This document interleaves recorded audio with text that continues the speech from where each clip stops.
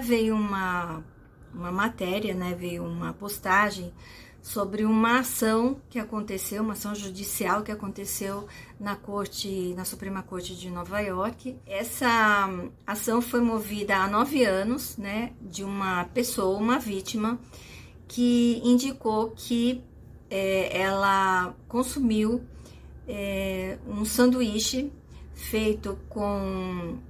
parte desse sanduíche tinha salada de espinafre e que ela contraiu Escherichia coli e a síndrome hemolítica urêmica devido a esse consumo dessa salada contaminada. A empresa, né, se sentindo prejudicada por essa acusação, ela solicitou à juíza de Bronx, né, que fizesse um julgamento sumário rejeitando essa reclamação da vítima.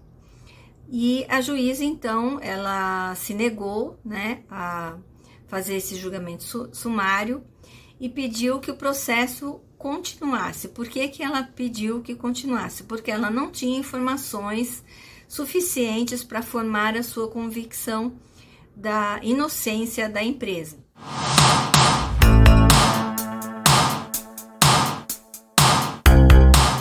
A vítima apresentou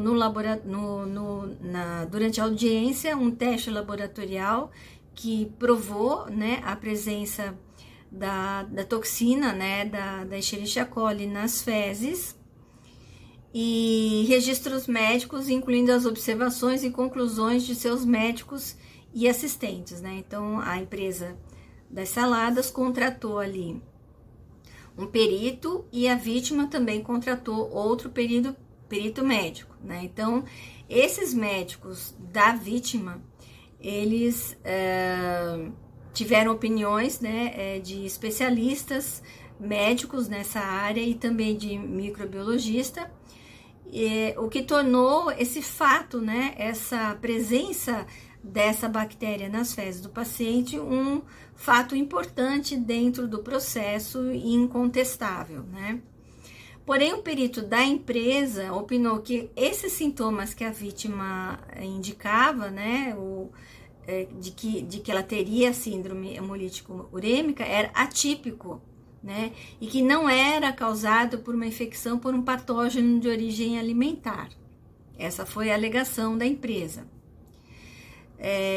Porém, tanto o médico da vítima quanto o médico da empresa concordaram que a paciente tinha de fato a síndrome hemolítica urêmica causada por uma infecção pela Escherichia coli. Então, essas opiniões conflitantes no sentido de que os dados que a vítima trouxe para o julgamento se conflitavam com as opiniões dos peritos da empresa. Então, os peritos da empresa, inclusive, colocaram em dúvida a cepa de Escherichia coli, que foi detectada nos testes laboratoriais e durante o período de incubação da doença, né, dizendo que eram dados insuficientes para provar que ela havia contraído a doença após o consumo do sanduíche.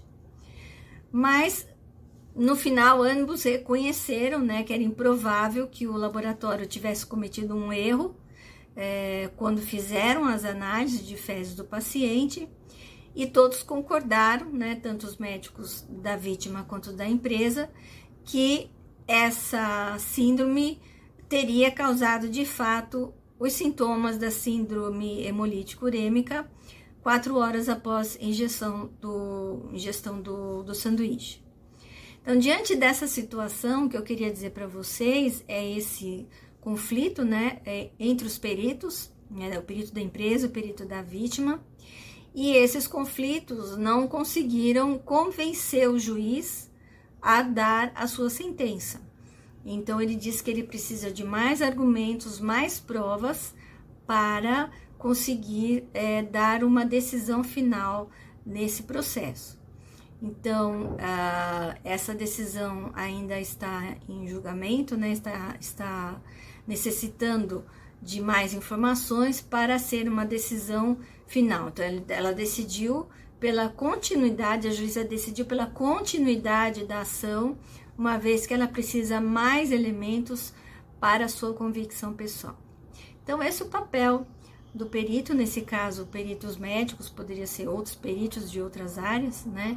Mas é o papel do perito aí dentro de um processo judicial. Agora é a briga entre peritos para provar quem tem razão. Até mais.